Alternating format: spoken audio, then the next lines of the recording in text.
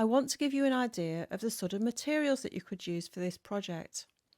As I said, I'm using a cotton satin fabric, which is slightly off-white. You could use linen. This one here is a 35 count even weave linen.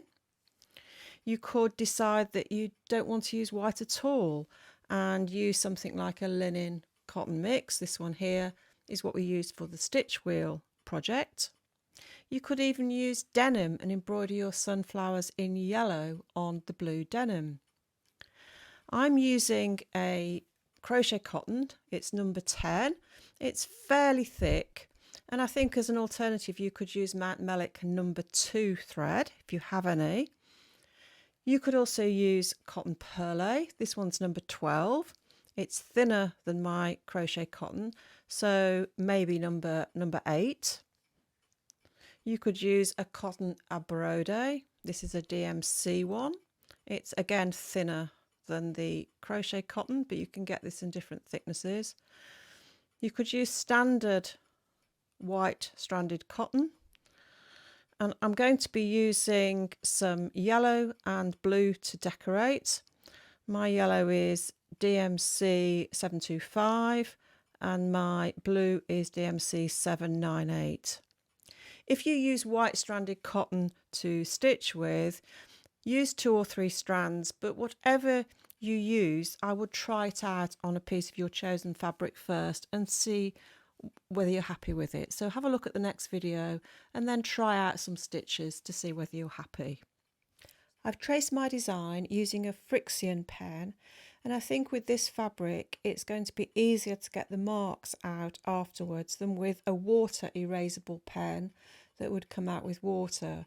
For the Frixion pen, I'm going to be using a hairdryer to remove the marks, and I'll demonstrate that later when we get to it.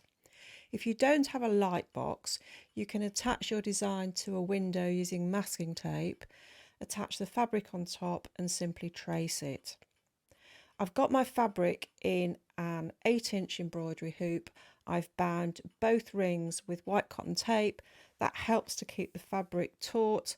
It's as tight as a drum in the fabric, and that'll make your stitching easier. I'm using a chenille needle with my number 10 crochet cotton.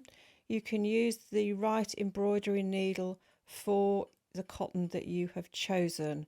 If you've got a thinner thread, then use a crewel needle, but it should have a pointy end so that it goes through the fabric. Don't use a tapestry needle. I've tried out part of this design and you can see approximately what it's going to look like. I have changed the sunflower design slightly to this original, but I've used a coral knot stitch for the petals here and a stem stitch for some of the petals that lie behind. And then I'm going to suggest that if you're a beginner, you might like to use the stem stitch for the whole lot. If you're more experienced, you could choose to use the coral knot stitch for the whole lot. And I'm going to suggest alternative stitches that you could use as we go along generally.